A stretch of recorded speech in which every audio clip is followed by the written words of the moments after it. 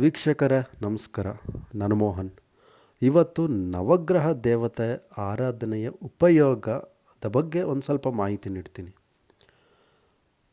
ನಮ್ಮ ಸನಾತನ ಧರ್ಮದಲ್ಲಿ ನವಗ್ರಹಗಳು ಅಂದರೆ 9 ಗ್ರಹ ದೇವತೆಗಳು ಜೀವನದ ಎಲ್ಲ ಕ್ಷೇತ್ರದ ಮೇಲೂ ಪ್ರಭಾವ ಬೀರೇ ಬೀರುತ್ತೆ.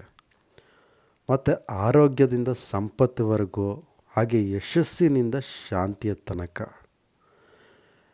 ನವಗ್ರಹ ದೇವತೆಗಳ ಪೂಜೆ ಮಾಡಿದರೆ ಜಾತಕದಲ್ಲಿರುವ ಗ್ರಹ ದೋಷಗಳು, ಅಡೆತಡೆಗಳು ಹಾಗೂ ಆಕಸ್ಮಿಕ ಸಮಸ್ಯೆಗಳು ಕಡಿಮೆಯಾಗುತ್ತದೆ. ನೋಡಿ, ಪ್ರತಿಯೊಂದು ಗ್ರಹವು ವಿಶೇಷವಾದ ಆಶೀರ್ವಾದ ನೀಡುತ್ತದೆ. ನಾವು ಸೂರ್ಯ ದೇವ್ರನ್ನ ತಗೊಂಡ್ರೆ ಅವರು ಶಕ್ತಿ ಕೊಡ್ತಾರೆ ಮತ್ತು ನಾಯಕತ್ವವನ್ನು ಕೊಡ್ತಾರೆ. ಚಂದ್ರದೇವರು ಮನಃಶಾಂತಿಯನ್ನು, ಮಂಗಳ ದೇವರು ಧೈರ್ಯವನ್ನು, ಬುಧ ದೇವರು ಬುದ್ಧಿಯನ್ನು, ಗುರುದೇವರು ನಿಯಮಶೀಲತೆಯನ್ನು, ರಾಹುದೇವರು ಪ್ರಗತಿಯನ್ನು ಹಾಗೂ ಕೇತು ದೇವರು ಆಧ್ಯಾತ್ಮಿಕ ಪ್ರಗತಿಯನ್ನು ನೀಡುತ್ತಾರೆ. ಇನ್ನು ಅವರ ಮಂತ್ರ ಜಪ ಮತ್ತು ಭಕ್ತಿಯಿಂದ ಪೂಜೆ ಮಾಡಿದ್ರೆ ಸಾಕುರೆ, ಜೀವನದಲ್ಲಿ ಸೌಹಾರ್ದತೆ, ಯಶಸ್ಸು ಮತ್ತು ಸಕಾರಾತ್ಮಕತೆ ಹೆಚ್ಚುತ್ತದೆ.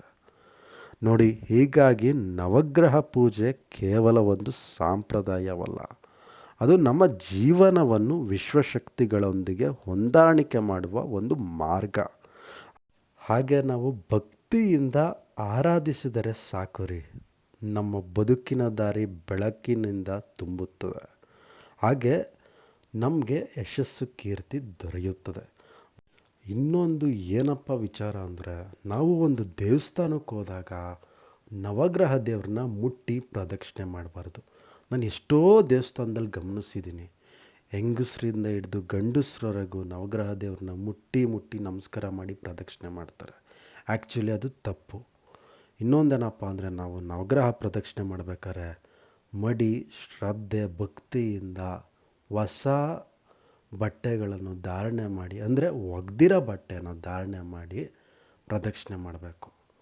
ಸೊ ಈ ರೀತಿಯೆಲ್ಲ ರೂಲ್ಸ್ನ ಫಾಲೋ ಮಾಡೋದ್ರಿಂದ ನಮ್ಮ ಜೀವನದಲ್ಲೇ ನಮಗೆ ಯಶಸ್ಸು ಕಾಣುತ್ತೆ, ಜೊತೆಗೆ ಪಾಸಿಟಿವ್ ಎನರ್ಜಿ ಕೂಡ ಬರುತ್ತೆ.